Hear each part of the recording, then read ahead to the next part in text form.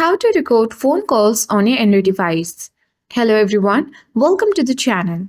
This is Rose and today I'll be showing you how to record phone calls on your Android device without using any additional apps.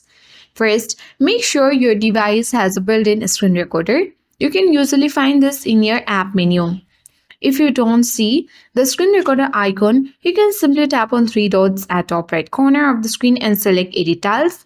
And from this hidden section, you can easily try adding it on your app menu.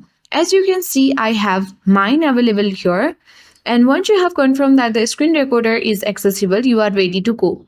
When you receive a call, simply you need to tap on the screen recording and then capture the audio. To do this, you can tap or navigate to the screen recorder and ensure that you have enabled all necessary permissions and make sure to turn on the option to record audio from your device.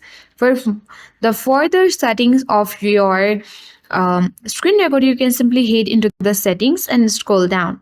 Select additional settings option. Scroll down and tap on screen recording, and from here you can either record the system sound or you can record the microphone sound. So once you have selected this option, you can easily record calls on your Android device without the need for any third-party apps and without any hassle. Thank you for watching and don't forget to subscribe to our channel or leave a comment below. Goodbye.